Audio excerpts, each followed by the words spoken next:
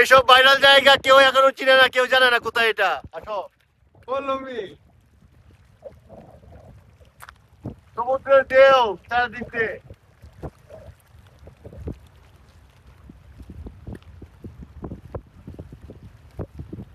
এই কাম করছে।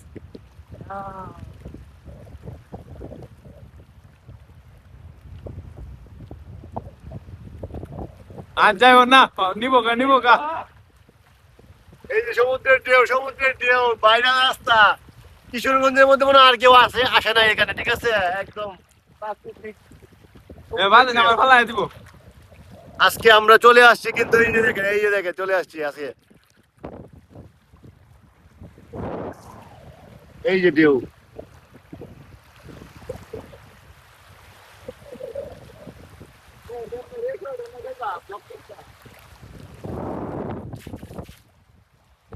কে কে এই জায়গায় আসছেন আগে আমাকে কমেন্ট করে জানাবেন। আর কারো যদি ছবি থাকে আমাকে কমেন্ট বক্সে দিবেন, ঠিক আছে? জায়গাটা কিন্তু অস্থির, খুবই সুন্দর।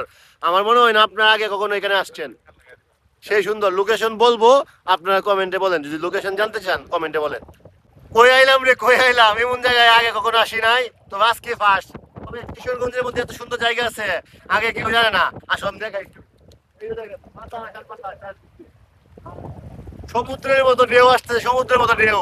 আপনারা যদি লোকেশন জানতে চান অবশ্যই কমেন্ট বক্সে জানাবেন। আর ভিডিওটা বেশি বেশি করে শেয়ার করে দেন। এত সুন্দর জায়গা আগে কেউ আসেন না এই জায়গার মধ্যে, ঠিক আছে?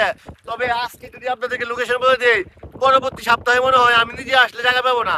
আর এখন যে একটা শান্তি লাগতেছে, মানে কেউ নাই, নীরব একটা জায়গা, একটা দ্বীপের মতো। আর দেখেন ঢেউ, মনে হইতেছে আমরা এখন বর্তমানে আছি কোন জায়গায় আছে এটা, হয় কক্সবাজার, না হইলে হচ্ছে আপনার সেন্ট মার্টিন। সেন্ট মার্টিনেও কিন্তু এইভাবে ঢেউ আসে। যাই হোক, এই জায়গার পরিবেশটা মাশাআল্লাহ খুবই সুন্দর। আপনারা চাইলে এখানে ঘুরতে পারবেন আইসা। তবে লোকেশনটা আপনাদের বলবো, আপনারা যদি আমাকে এই ভিডিওতে যদি 100 কমেন্ট হয় আর 1000 লাইক হয়, 1000 লাইক হইলেই আমরা কিন্তু বলে দিব জায়গার লোকেশন। আমরা কিন্তু না হলে এই জায়গার লোকেশন বলবো না। তো দেখেন এখন পর্যন্ত পানি, সেই সেই সুন্দর। চলে আসুন সবাই কমেন্ট বক্সে।